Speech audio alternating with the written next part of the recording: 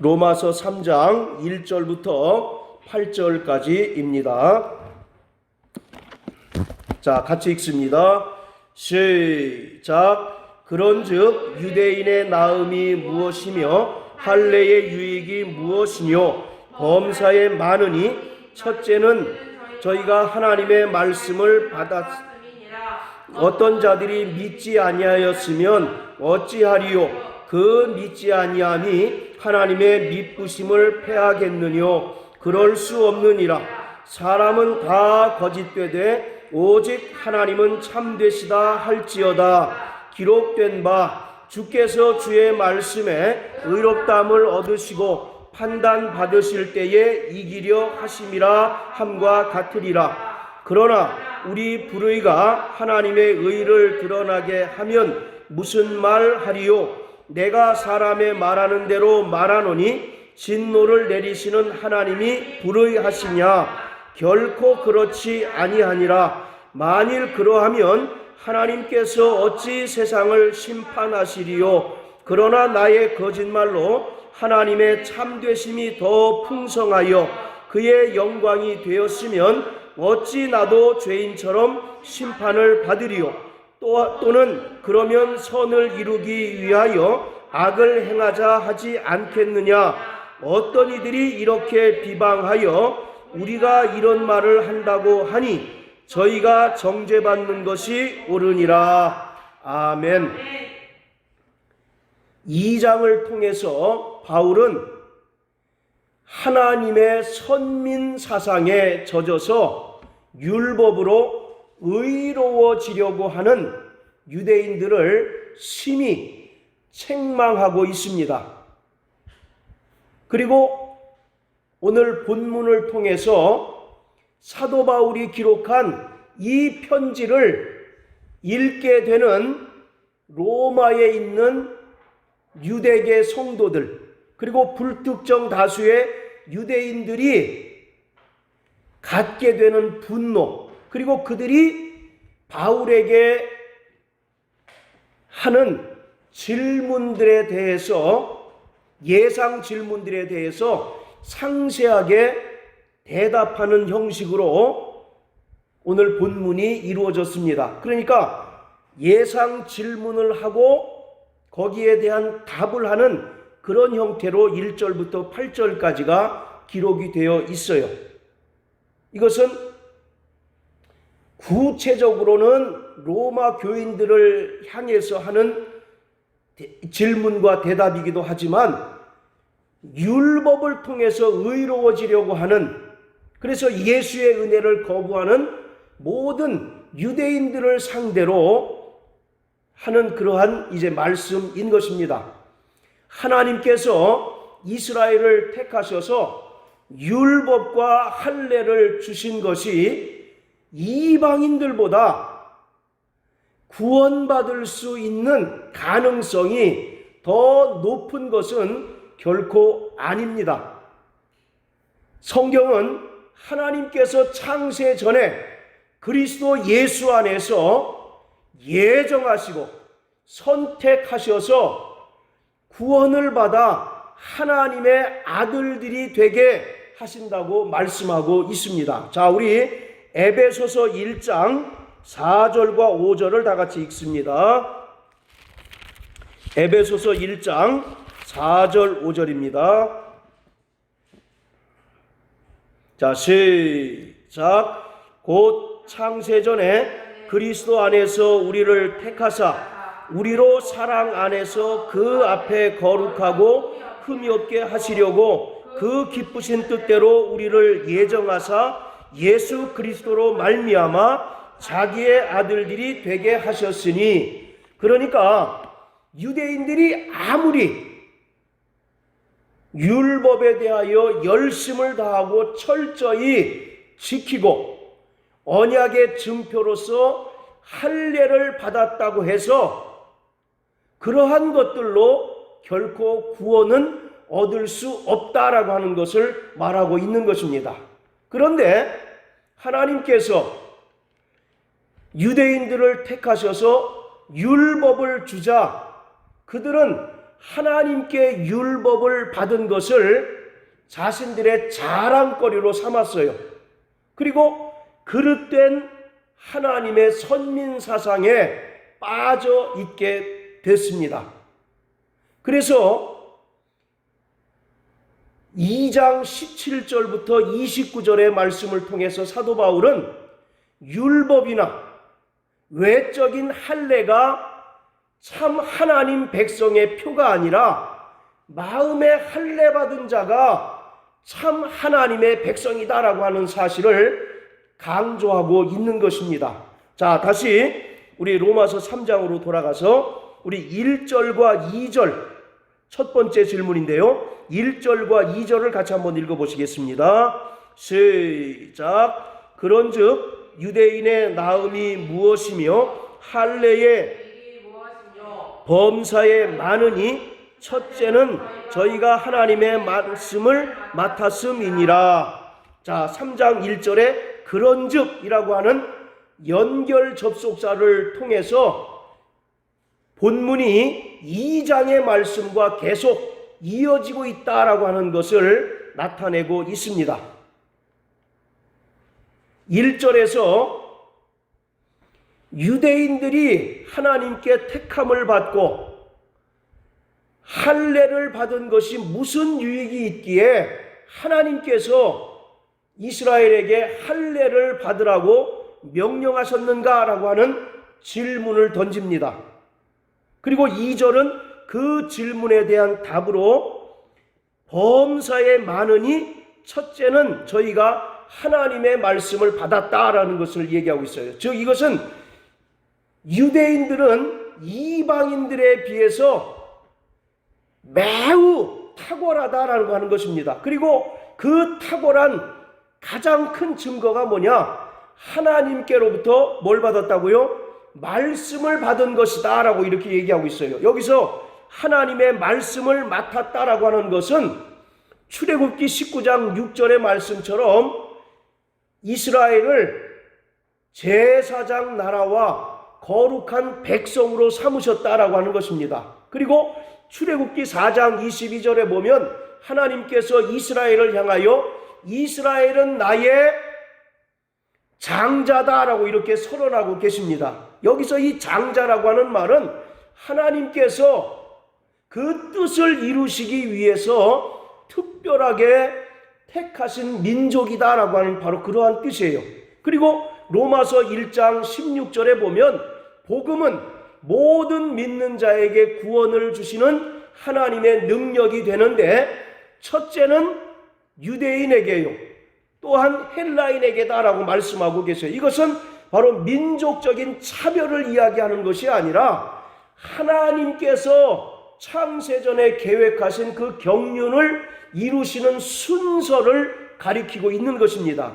이만큼 유대인들이 이방인들에 비해서 탁월한 점들이 많지만 가장 으뜸되는 것, 여기서 첫째는 그런 말은 으뜸은 그런 뜻입니다.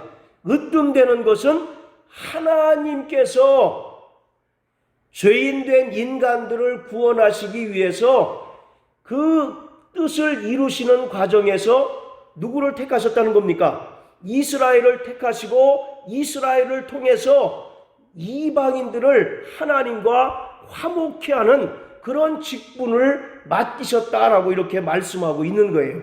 그만큼 유대인들은 이방인들에 비해서 선택받은 백성이고 하나님의 복을 받은 백성일 뿐만 아니라 제사장 나라로 하나님께서 삼으셔서 그 유대인을 통해서 이스라엘을 통해서 하나님께서 인류를 구원하시고자 하시는 그 계획들이 진행된다라고 하는 것을 말씀하고 있는 것입니다.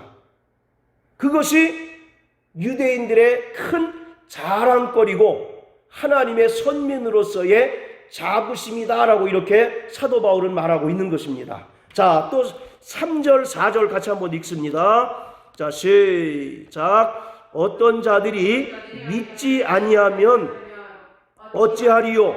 그 믿지 아니함이 하나님의 미쁘심을 패하겠느뇨? 그럴 수 없느니라. 사람은 다 거짓되되 오직 하나님은 참되시다 할지어다. 기록된 바 주께서 주의 말씀에 의롭다함을 얻으시고 판단 받으실 때에 이기려 하심이라 함과 같으니라.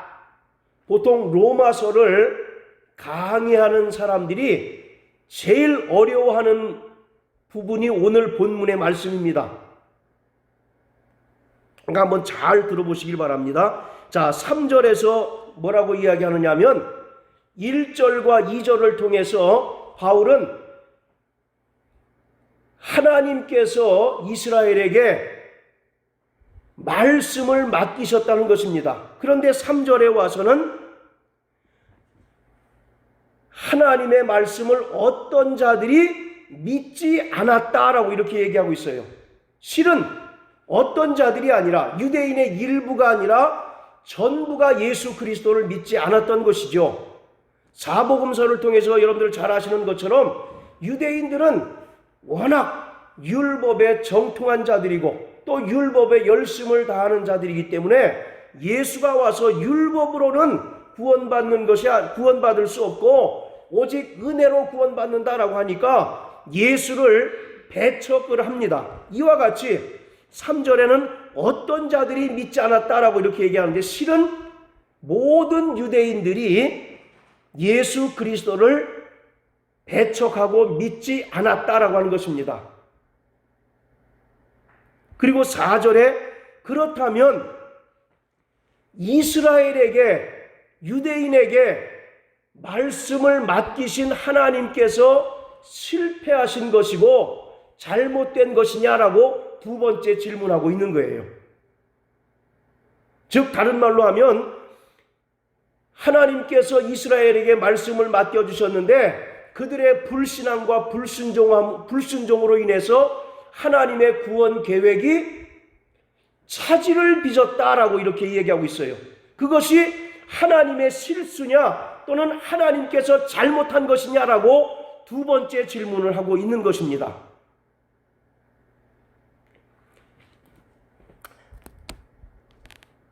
자, 3절에 보면 하나님의 미쁘심이라고 하는 말이 나옵니다. 이 말은 본래대로 하면 하나님의 믿음 그런 뜻이에요. 다른 말로 하면 하나님께서 창세전에 계획하시고 지금도 여전히 이루어 가시는 구원 계획을 말씀하고 있는 것입니다. 그러니까 하나님께서 이스라엘을 택하셔서 인류를 구원하시고자 하시는 계획을 세우셨어요. 그리고 이스라엘에게 말씀을 주셨는데 그들이 그 말씀을 믿지 아니하고 불순종함으로 인해서 하나님의 구원 계획이 차질을 빚게 됐다는 것입니다. 그렇다면 그것은 하나님께서 실패한 것이고 하나님께서 잘못한 것이냐라고 이렇게 따지고 묻는 것입니다. 이에 대해서 바울은 하나님은 결코 한 번 정하신 뜻을 돌이키시거나 변개하지 않으시고 실수하지 아니하시는 분이며 사람과 달라서 변하지 않는다라고 이렇게 이야기하고 있습니다. 자, 여러분들 창세기 6장을 다 같이 한번 보십니다.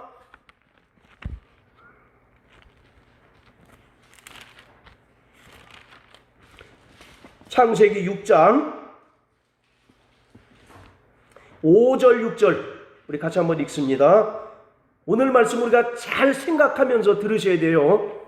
자, 창세기 6장 5절 6절. 자, 시작. 여호와께서 사람의 죄악이 세상에 그 마음의 모든 계획이 항상 악할 뿐임을 보시고 땅 위에 사람 지으셨음을 한탄하사 마음에 근심하시고. 여러분들 하나님께서 후회하십니까 안 하십니까? 하나님은 실수를 하시는 분이에요 안 하시는 분이에요? 예. 자, 6절에 보면 땅 위에 사람 지으셨음을 한탄하사 마음에 근심하시고, 여기서 한탄하사라고 하는 말이 후회하다 그런 뜻이 있습니다. 그러니까 하나님께서 인간들을 지으신 것을 후회하셨다라고 그렇게 해석되어질 수도 있어요. 그런데 6절의 말씀은 어떤 뜻이냐면 하나님의 그 구원 계획이 실패하고 또 하나님께서 후회하셨다라고 하는 그런 의미가 아니라 인간의 타락에 대해서 안타까워하시는 하나님의 마음을 표현하고 있는 것입니다. 결코 하나님께서는 한 번 작정하신 그 뜻을 돌이키시거나 변개하시는 분이 결코 아니다라고 말씀하고 있는 거예요. 자, 또 민수기 23장 다 같이 한번 보십니다.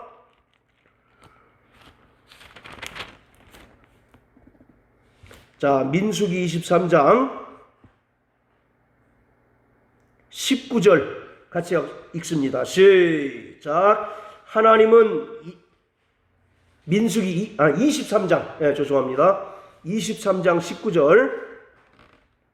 자, 시작. 하나님은 인생이 아니시니 시건치 아니하시고 인자가 아니시니 후회가 없으시도다. 어찌 그 말씀하신 바를 행치 않으시며 하신 말씀을 실행치 아니하시랴. 예, 인자가 아니시니 후회가 있습니까 없습니까? 없어요. 후회가 없다라고 하는 거예요. 사람처럼 어떤 계획을 세우고 그 계획을 추진함에 있어서 내가 왜 그때 그렇겠지? 라고 이렇게 한탄하거나 후회하지 않으시고 하나님께서는 한 번 말씀으로 하신 모든 것들은 반드시 변개하지 않으시고 온전히 이루시는 분이시다라고 말씀하고 있습니다.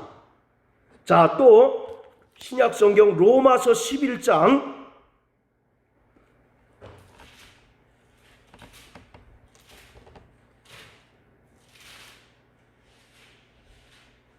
자, 29절입니다. 시작. 하나님의 은사와 부르심에는 후회하심이 없느니라. 자, 이와 같이 하나님께서는 후회하지 않으신다는 거예요. 그리고 하나님의 계획은 실패하거나 또는 중간에 계획을 변경하시는 그런 분이 결코 아니시다라고 이렇게 성경은 말씀하고 있는 것입니다. 그러니까 자, 다시 로마서 3장으로 돌아가서 사도 바울의 대답이 무엇이냐? 하나님의 말씀을 맡은 자들이 믿지 아니함으로 인해서 하나님의 계획이 차질을 빚은 것은 하나님이 실수하거나 또는 하나님이 잘못된 것이냐라고 하는 그 질문에 대해서 사도 바울은 결코 그렇지 않다. 하나님은 후회하지 않으시고 한 번 작정하신 그 뜻은 반드시 이루시고 불변하시는 분이시다라고 하는 사실을 강조하고 있는 겁니다. 그러니까 사도 바울이 하는 얘기는 이스라엘에게 말씀을 주셨는데 그들이 말씀을 믿지 아니하고 불순종한 것은 하나님께서 실패하시거나 그 계획이 잘못됐다는 것이 아니라 오히려 하나님께서는 신실하게 그 뜻을 끝까지 이루어 가시는 분이시다라고 하는 것을 강조하고 있는 거예요. 그것이 바로 의로우신 하나님의 가장 큰 특징이다라고 사도 바울은 이야기하고 있습니다. 그러면서 자, 3장 4절에 보면 사도 바울이 다윗의 시편을 인용하고 있습니다. 기록된 바 주께서 주의 말씀에 의롭다함을 얻으시고 판단받으실 때 이기려 하심이라 함과 같으니라. 이것은 그 밑에 보시면 시편 51편 4절의 말씀을 바울이 인용하고 있는 것입니다. 자, 우리 시편 51편으로 한번 건너갑니다.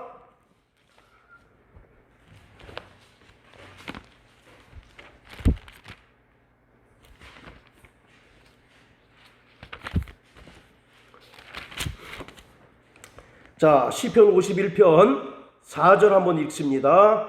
자, 시작. 내가 주께만 범죄하여 주의 목전에 악을 행하여 싸우니 주께서 말씀하실 때에 의로우시다 하고 판단하실 때에 순전하시다 하리이다. 이 말씀을 바울이 인용하고 있습니다. 이 말씀은 시편 51편은요 일명 다윗의 참회시라고 합니다. 다윗이 그 부하 우리아의 아내 밧세바를 취하죠. 우리아를 먼 전쟁터에 보내서 거기서 죽게 만들고 밧세바를 자기 아내로 삼습니다. 그때 하나님께서 나단 선지자를 다윗에게 보내서 다윗을 크게 책망을 합니다. 그리고 그 책망을 들은 다윗이 회개하는 내용이 오늘 51편의 내용이에요. 그러면서 4절에 내가 주께만 범죄하여 주의 목전에 악을 행하여 싸우니 주께서 말씀하실 때 의로우시다 하고 판단하실 때 순전하시다 하리이다. 즉 하나님의 말씀에는 공의가 가득하고 또 하나님께서는 의로운 분이시기에 하나님은 판단 받으십니까? 안 받으십니까? 판단받지 않으시죠. 그러나 만약에 여기서 판단받는다라고 하는 것은 법정에 서다 그런 뜻이에요. 법정에 서서 재판을 받으신다 할지라도 그는 승소합니까? 패소합니까?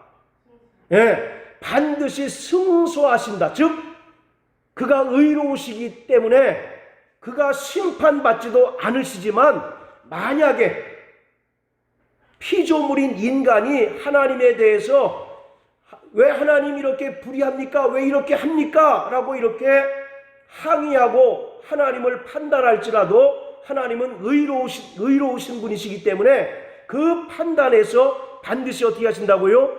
이기시고 승소하신다라는 얘기예요. 즉 하나님은 의로우신 분이시다라고 하는 사실을 강조하고 있는 것입니다. 인간의 불순종, 인간의 불신앙으로 인하여 하나님의 계획이 다소 차질을 빚더라도 여전히 하나님은 의로우신 분으로서 처음에 작정하신 그 계획, 뜻을 반드시 어떻게 하신다고요? 이루어 가시는 분이시다라고 하는 사실을 강조하고 있는 것입니다. 할렐루야. 좀 어렵죠? 제가 설명을 잘 못해서 죄송하긴 한데 좀 어렵습니다. 이게 상당히. 그래서 로마서를 강의하는 사람들이 이 1절부터 8절까지를 제일 어렵다고 이제 일반적으로 이야기합니다. 그러니까 잘 우리가 생각해서 이제 들으셔야 되는 부분입니다. 자, 그리고 여기까지는 이해 다 하셨죠? 기본적으로 하나님은 어떤 분이시다? 의로우신 분이시고 인간의 어떤 범죄나 인간의 불순종, 불신앙에 영향을 받으시는 분이 아니라 의로우신 분이시기에 창세전에 계획하신 그 계획들을 끝까지 이루어 가시는 분이시다 라고 하는 사실을 설명하고 있습니다. 자, 또 5절, 6절 우리 같이 한번 읽습니다. 자, 시작. 그러나 우리 불의가 하나님의 의를 드러나게 하면 무슨 말 하리요? 내가 사람의 말하는 대로 말하노니 진노를 내리시는 하나님이 불의하시냐? 결코 그렇지 아니하니라. 만일 그러하면 하나님께서 어찌 세상을 심판하시리요? 자, 인간의 불의가 하나님의 의를 더 빛나게 할 수 없고 오히려 인간의 불의를 의로운 판단으로 심판하시고 징계하심으로써 하나님의 의가 더 드러나게 된다라고 하는 것입니다. 다른 말로 하면 이스라엘에게 율법도 주시고 할례도 주신 하나님께서 그들의 불순종을 징계했다고 해서 하나님이 불의하신 분이 아니라 그들의 불순종, 불신앙을 오히려 하나님께서 의로운 판단으로 판단하신 것에 불과하다라고 하는 것입니다.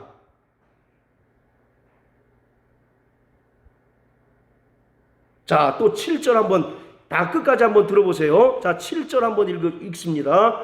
자, 시작. 그러나 나의 거짓말로 하나님의 참되심이 더 풍성하여 그의 영광이 되었으면 어찌 나도 죄인처럼 심판을 받으리요.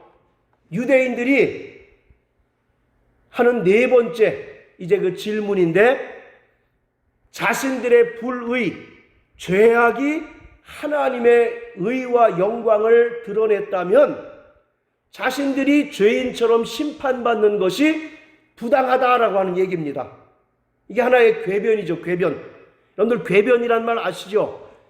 얼핏 들으면 맞는 말 같지만 따져보면 이치에 맞지 않는 말을 바로 궤변이라고 얘기하잖아요. 그들은 얘기하기를 우리가 범죄하고 우리가 불의를 행함으로써 하나님의 의가 드러나고 영광이 드러난다면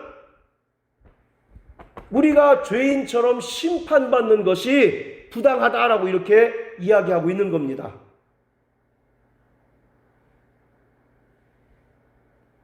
그것에 대해서 바울은 8장 그 끝에서 저희가 정죄받는 것이 옳다라는 얘기예요.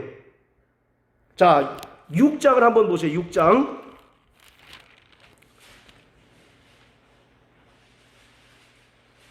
자, 6장 1절 한번 읽습니다. 자, 시작. 그런즉 우리가 무슨 말 하리요? 은혜를 더하기 위하여 죄에 거하겠느냐? 자, 이 말은 무슨 말입니까? 우리가 은혜를 더 받기 위해서 죄를 더 범해야 된다. 맞아요? 틀려요? 틀린 말이죠. 그 말과 지금 똑같은 얘기예요. 유대인들이 지금 잘못 생각하는 것이 자신들이 범죄하고 자신들이 불의를 저지르면 하나님이 더 영광 받으시고 하나님이 더 의롭게 되신다라고 이렇게 오해하고 있다는 얘기입니다. 그 말이 맞아요? 틀려요? 틀리다는 얘기예요. 그 말은 마치 금방 읽으셨던 말씀처럼 우리가 죄를 더 지어야 하나님께서 우리에게 더 은혜를 주신다라고 하는 말이 틀리는 것처럼 유대인들이 하나님께 대하여 또 복음에 대하여 크게 오해를 하고 있는 거예요. 그리고 그것은 비단 유대인들만 오해하는 것이 아니라 오늘 복음을 듣고 그리스도인이라고 자처하는 많은 사람들도 오해하고 있다라고 하는 것을 8절에서 또 이야기하고 있습니다. 자, 우리 8절 한번 읽으세요. 자, 같이 읽습니다. 8절 시작. 또는 그러면 선을 이루기 위하여 악을 행하자 하지 않겠느냐? 어떤 이들이 이렇게 비방하여 우리가 이런 말을 한다고 하니 저희가 정죄받는 것이 옳으니라. 자, 선을 이루기 위하여 악을 행하자 하지 않겠느냐? 이 말도 7절에 있는 내용과 같습니다. 하나님의 의를 드러내고 하나님의 영광을 드러내기 위해서 우리가 더 죄를 짓자, 그렇게 주장할 수가 있다는 얘기예요. 복음을 잘못 이해하게 되면. 자, 여러분들 로마서의 가장 핵심적인 주제가 뭐였습니까? 믿음으로 말미암아 의롭게 되는 거죠. 그것을 잘못 오해하게 되면 우리가 구원받은 다음에 아무렇게나 엉망진창으로 살아도 된다라고 이렇게 오해할 수 있다는 얘기예요. 그것을 도덕 폐기론이라고 이제 일명 이야기하는데 그렇게 오해할 수 있다는 것입니다. 자, 그런데 8절에 보면 가로가 되어 있죠. 가로. 가로에 있는 것만 한번 읽으세요. 시작. 어떤 이들이 이렇게 비방하여 우리가 이런 말을 한다고 하니. 왜 8절에 가로로 이렇게 가로로 쳐놓고 이 말을 기록했을까요? 이거는 사도 바울의 의견이라는 얘기입니까? 아니면 지금 사도 바울 당시에 그 현실이 그렇다는 얘기입니까? 예, 이것은 사도 바울의 의견, 생각이 아니라 그 당시에 복음을 오해해서 선을 이루기 위하여 악을 행하자라고 이렇게 주장하고 가르치고 실천하는 사람들이 많다라는 얘기예요. 그러니까 복음을 오해한 자들이 억지 주장을 하고 있다라고 하는 얘기입니다. 7절은 율법을 받은 자들이 억지 주장을 하고 있는 것처럼 8절에서는 이 범위를 이제 좀 더 확대해서 복음을 듣고 구원받은 자들이 이렇게 복음을 오해해서 구원받은 이후의 삶이 이 세상의 도덕과 윤리를 무시한 채로 엉망진창으로 살아갈 수 있다라고 이렇게 경고하고 있는 거예요. 즉 이신칭의, 믿음으로 말미암아 의롭게 된다라고 하는 것을 지나치게 강조하게 되면 행위가 들어갈 자리가 있어요, 없어요? 없죠. 그래서 우리가 카톨릭을 반대하는 이유가 이 사람들은 구원받는데 믿음뿐만 아니라 선행도 있어야 된다라고 주장을 해요. 그래서 종교개혁자들이 이신칭의를 지나치게 강조하다 보니까 행위 부분은 상대적으로 약하게 되었습니다. 그래서 쉬운 구원, 값싼 은혜로 전락해버리고 말았어요. 그리고 그들은 뭐라고 얘기하느냐면 믿음으로 구원받았기 때문에 구원받은 이후에 엉망진창으로 살아도 상관없다. 왜냐? 바울이 그렇게 우리를 가르쳤다라고 이렇게 바울에게 책임을 전가하는 겁니다. 지금 그 얘기를 하고 있는 거예요. 조금 어렵긴 하죠. 이 말이 맞습니까? 틀립니까? 우리가 죄를 더 저지르면 하나님 영광 받으십니까? 우리가 죄를 더 저지르면 하나님께서 은혜가 풍성하게 우리에 내려주십니까? 그렇지 않죠. 마찬가지로 믿음으로 말미암아 의롭게 됐다라고 얘기하니까 행위는 어떻게 살아도 상관없다라고 이렇게 주장하거나 그렇게 사는 사람들이 초대교회 때도 있었고 지금도 여전히 존재하고 있다라는 얘기예요. 그러한 자들에게 공의로우신 하나님께서는 진노를 더하실 수밖에 없다라고 하는 사실을 사도 바울이 강조하고 있습니다. 그러니까 오늘 이 말씀은 결국은 구원받은 이후 우리가 어떠한 삶을 살아야 되는지, 내가 영원히 구원받고 죄사함 받았으니까 육체는 마음대로 살아도 된다. 맞습니까? 틀립니까? 이게 이제 일명 니골라당과 같은 신앙생활이죠. 계시록 2장에 보면 계속 니골라당의 행위를 미워한다라고 얘기하잖아요. 그 니골라당이 뭐냐면 계속 반복적으로 말씀드리지만 그 사람들은 영과 육을 딱 구분을 합니다. 그래서 영은 거룩하고 육체는 속하기 때문에 영혼이 구원받았기 때문에 육체는 아무렇게도 살아도 되고 이 세상에 있는 질서, 도덕과 윤리를 무시하며 마음껏 살아도 무방하다라고 이렇게 가르치는 자들이에요. 그들이 바로 이신칭의 이것을 잘못 오해하고 확대 해석하기 때문에 그렇습니다. 여러분들 사도 바울이 믿음으로 구원받는다고 하니까 행위는 어떻게 살아도 무방하다라고 이렇게 가르쳤습니까? 아니죠. 당연히 구원은 믿음이 먼저고 그러나 구원받은 사람이 그 다음 구원받은 행위가 따라야 그것이 진짜 믿음이다라고 이렇게 강조한다라고 말씀을 드렸잖아요. 야고보서와 로마서가 계속 충돌하는 이유가 그겁니다. 사람들은 로마서를 뭐라고 생각하냐면 믿음만 지나치게 강조하는 복음서다라고 이렇게 얘기를 해요. 그리고 반대로 야고보서는 뭘 강조한다고 생각합니까? 행함을 강조하니까 서로가 충돌한다라고 생각을 해요. 그러나 충돌하지 않고 보완하는 겁니다. 그래서 야고보서 2장에 보면 행함으로 너희의 믿음이 온전해진다라고 이렇게 이야기하잖아요. 그러나 초대교회 때부터 그러한 극단을 달리는 사람들이 있어서 사도 바울에게 모든 책임을 다 전가하는 거예요. 사도 바울이 그렇게 얘기했지 않느냐? 믿음으로, 마음으로 믿기만 하면 구원받는다.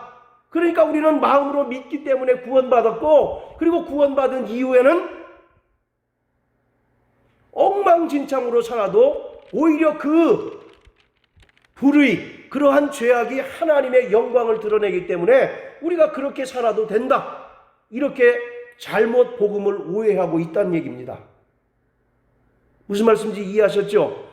오늘 본문이 바로 그거예요. 그러니까 상당히 이게 굉장히 사도 바울은 논리가 정연한 사람입니다. 그리고 이 로마서는 굉장히 논리 정연한 복음서로 굉장히 유명해요. 그래서 이 기독교가, 우리 기독교 신앙이 로마서를 기초하고 서 있기 때문에 우리가 로마서를 잘 이해하게 되면 어떻게 살아야 되는지를 우리가 분명히 알 수가 있는 거예요. 자, 구원은 행함으로 받습니까? 믿음으로 받습니까? 맞습니까? 행함은 거기에 개입될 여지가 있어요, 없어요? 구원받는 데 있어서 없지요. 예. 그래서 로마서 10장 9절 10절에도 보면 사람이 마음으로 믿어 의에 이르고 입으로 시인하여 구원 얻는다라고 얘기하잖아요. 그렇다고 해서 사도 바울이 행함에 대해서 전혀 무시해도 된다라고 가르쳤습니까? 너희가 하나님의 은혜로 죄사함 받았기 때문에 구원받은 이후에 허랑방탕하게 어떻게 살아도 무방하다. 오히려 그것이 하나님의 영광을 드러내는 일이다 라고 이렇게 가르쳤습니까? 그렇지 않잖아요. 바로 칭의라고 하는 구원을 받은 이후에 너희가 성화의 구원을 온전히 이루도록 더 힘써야 된다라고 이렇게 사도 바울은 강조하고 있는 거예요. 그런데 오늘 복음을 오해하는 사람들이, 카톨릭은 아예 복음이 변질돼 버린 것이고, 우리 기독교 안에서도 복음을 오해하고 이 이신칭의를 극단적으로 해석하다 보면 구원받은 이후에 마음대로 살아도 무방하다 이렇게 가르치고 그렇게 살아가는 사람들이 있다는 겁니다.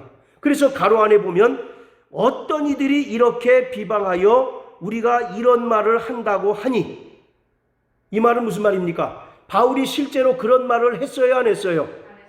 그런 말을 하지 않았는데 바울의 말을 극단적으로 오해해서 그렇게 행하는 사람들이 있다라는 얘기입니다.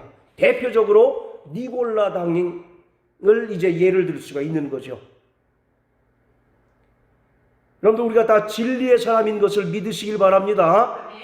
진리 안에서 우리는 자유함을 얻은 자들이에요. 그리고 또 고린도후서 3장 17절의 말씀처럼 주의 영이 거하는 곳에는 자유함이 있다라고 말씀한 것처럼 우리는 모든 죄로부터 자유하게 되고 또 우리를 억압하는 모든 흉악한 결박에서 자유를 얻은 자들입니다. 할렐루야. 그것이 하나님께서 예수 그리스도를 통해서 우리에게 베풀어 주신 가장 큰 은혜예요. 그렇다면 우리가 이렇게 진리의 사람이 됐다면 우리 믿음이 흔들려서는 안 되고, 두 번째, 우리의 삶이 이제는 일반 양심으로 사는 자가 아니라 하나님의 양심, 즉 신앙 양심으로 살아가는 자들이 되어야 한다라고 하는 것을 사도 바울이 오늘 결론적으로 말씀하고 있는 겁니다. 그렇게 살지 않는 사람들이 너무나 어떻다는 겁니까? 많다는 거죠. 그 당시에 초대교회 때 이미. 지금은 뭐 말할 것도 없고. 그래서 남자분들이 제일 어려워하는 게 주초 문제 아닙니까? 여러분들, 술, 담배 하면 구원 못 받습니까?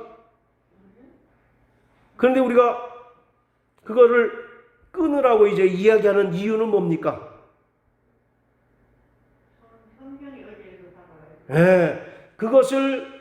그것과 신앙생활은 병행하기 어렵기 때문에 고린도전서 3장 16절 너희가 하나님의 성전인 것과 성령이 너희 안에 거하는 것을 알지 못하느뇨 성전을 더럽히면 하나님께서 멸하신다라고 말씀하셨기 때문에 우리는 신앙 양심상 그것을 절제하고 끊고 하나님 말씀대로 살려고 노력하는 자죠.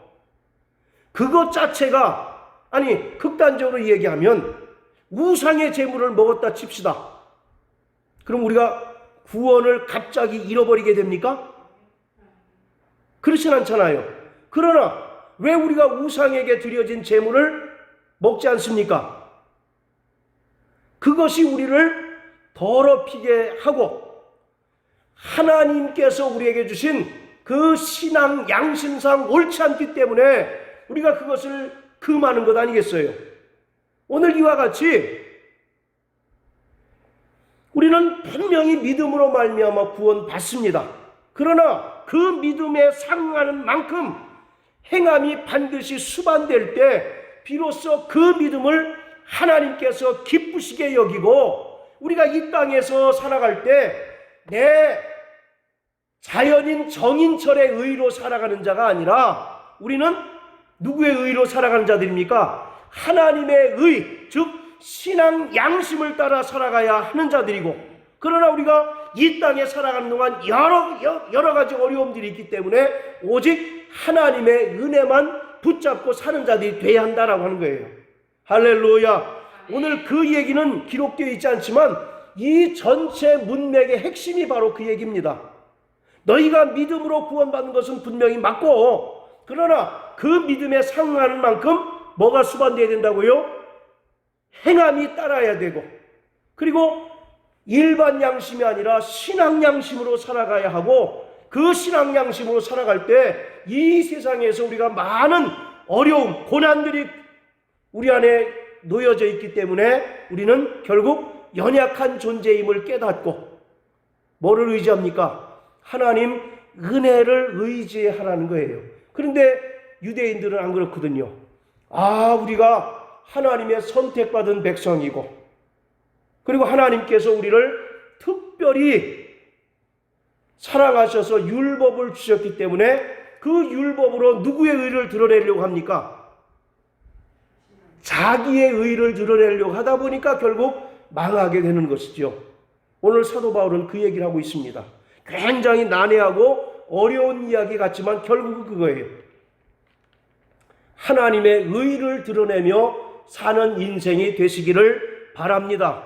할렐루야. 그것은 내가 신앙 양심으로 살아야 하고 또 하나님 은혜만 붙잡고 사는 그런 인생이 될 때 하나님은 우리를 통해서 영광 받으시고 우리를 통해서 하나님의 의가 드러나게 되는 것이에요. 자, 우리 마지막으로 빌립보서 1장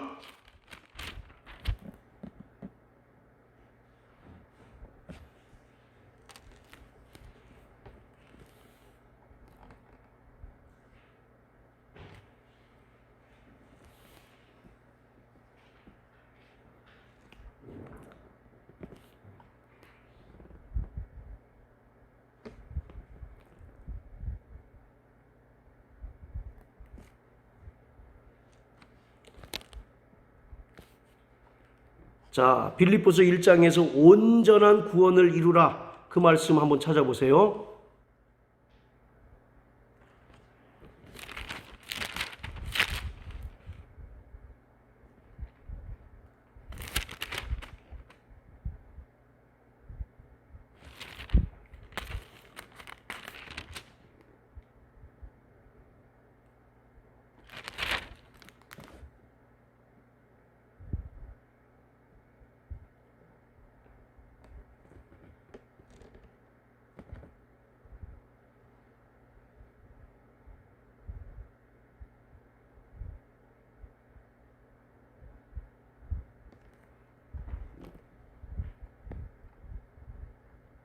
일장에 없습니까?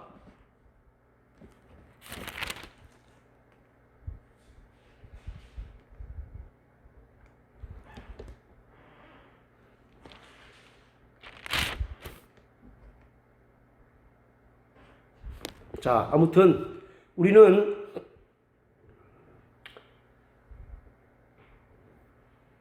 칭의의 구원을 받은 자고 또 성화의 구원을 이루어가는 자들입니다. 성화의 구원은 현재 진행형이라고 말씀을 드렸죠. 그러기 위해서는 우리가 절대적으로 성령님의 도우심을 받아야 합니다. 에스겔서 36장 26절의 말씀처럼 새 영과 새 마음을 우리에게 주셔서 우리 안에 있는 돌 같은 마음을 제하여 주시고 부드러운 마음을 우리에게 주실 때 우리가 비로소 온전한 구원을 이루어 갈 수가 있습니다. 그리고 우리가 하나님께서 기뻐하시는 신앙 양심으로 사는 삶을 살 수가 있어요. 그럴 때 하나님께서 우리의 삶을 통해서 영광 받으시고 하나님의 의가 드러나게 되는 것입니다. 그러나 오늘 많은 사람들이 복음을 오해해서 자꾸 이 세상의 질서와 도덕은 무시한 채로 살아가는 경우가 있고, 또 어떤 사람은 율법으로 돌아가서 자꾸 자기의 의를 드러내려고 하는 사람들이 있다는 것입니다. 이 두 가지 종류는 결국 망하게 된다라고 하는 것을 사도 바울이 강하게 이야기하고 있습니다. 할렐루야. 자, 이 시간 우리 다 같이 기도하실 때, 주여, 나는 참으로 연약한 존재이기 때문에